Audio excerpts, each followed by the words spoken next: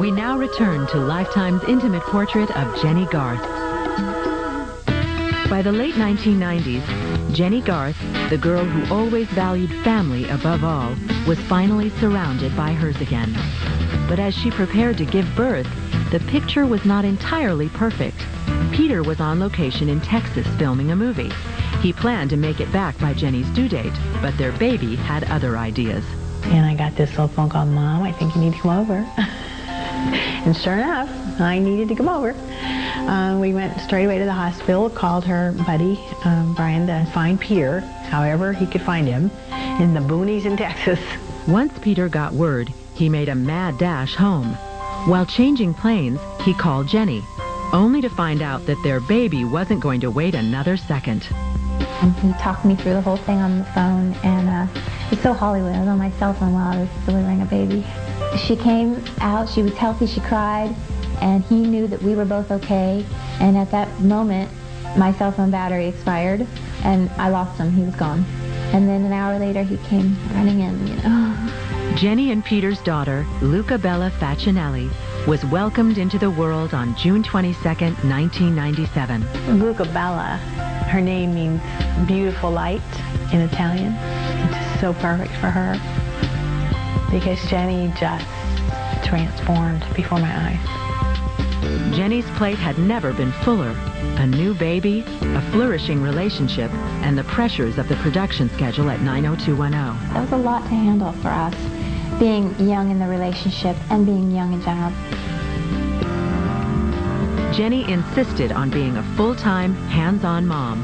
So for her first 2 years, Luca Bella was a regular on the set of 90210. Did you say 90210? It would have been so easy to just get 2 nannies and leave the kid at home and go to work, you know, but she didn't do that. She didn't take the easy road, and she knew what was right, and she knew what she wanted to do for her daughter. In the spring of 2000, Beverly Hills 90210 went off the air after an incredible 10-year run. For Jennie, saying goodbye to Kelly Taylor left her with a deep sense of loss. It'll always be a part of my life, part of who I am. It was very sad because we were saying goodbye to what was our family for the past 10 years. And that's a long time in show business years. Just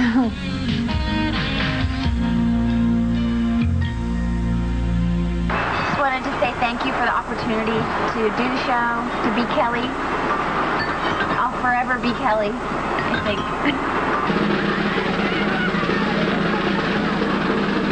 90210 might have ended, but it was now time for a new beginning, and Jennie and Peter started to contemplate marriage. And Peter always would say, if you want to sail across the ocean, you have to make sure that your boat is strong enough to survive the journey. We took a good couple of years to really spend the time putting our boat together, making our foundation solid so that we could create a stable family for our child.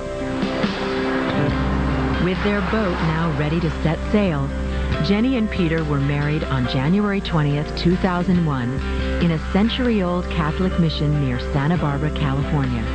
When the doors opened to the church and just seeing all surrounded by so many people that I love and Peter loves, I just burst into tears, and I walked the whole way down the aisle crying. And it was wonderful.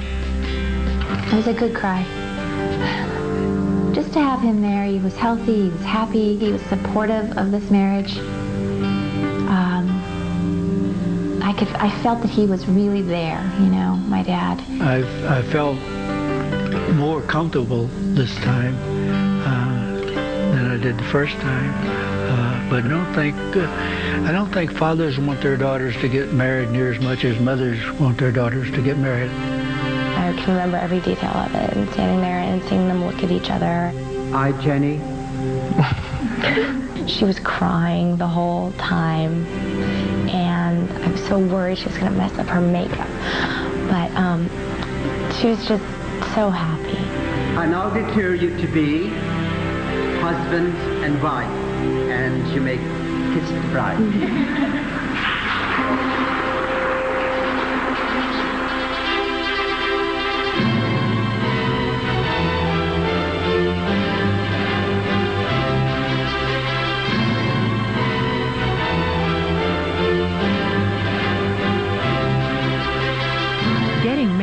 wasn't the only big change in Jennie's life. The end of 90210's grueling production schedule gave Jennie a gift she'd never had as an adult, free time, and she's enjoying every minute of it. The part about writing that I like is, well, I like to do her hair and stuff. I like to braid her hair and brush her. In the arena, I like training her, like an hour, and then maybe go out on the trail for a while. I could never work again and be so happy. That's how happy I am. That it's so secondary to my happiness right now, with my career. Although I do miss acting, and I love to act, so that's part of me that I'll always have to fulfill in some way. Jennie's future is as unlimited as it's always been.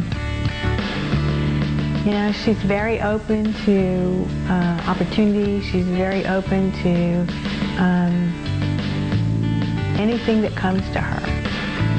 It's been 20 years since Jennie Garth left that rural farm in Illinois, but knowing who she is and where she comes from has enabled Jennie to build a life with the same values she cherished growing up. She's nice. She won't bite. What I admire most about Jennie is the fact that she's never lost the true spirit of who she is deep down, which is an honest, caring, very real person who doesn't feel like she has to be anything other than what she is to the people around her. She is a very good friend. She's a wonderful mother. Was there a lot of people there? I never thought I'd want to grow up and be famous. I never thought I want to have a baby and a husband. And I never planned ahead for anything. And, thank goodness someone is out there watching over me and making sure that I'm guided in some way, because I must be. I'm okay. I'm here. I really identify with Jennie Garth. She went from blonde to brunette to express her true self. And I stopped coloring my hair altogether to find out who I really am, an old hag. Well, anyway, who says blondes have more fun? Obviously not the kind of fun Jennie Garth has in mind. Maybe what she teaches us is that you don't have to be careful what you wish for, as long as you can handle whatever you get. For Lifetime's Intimate Portrait, I'm Meredith Vieira.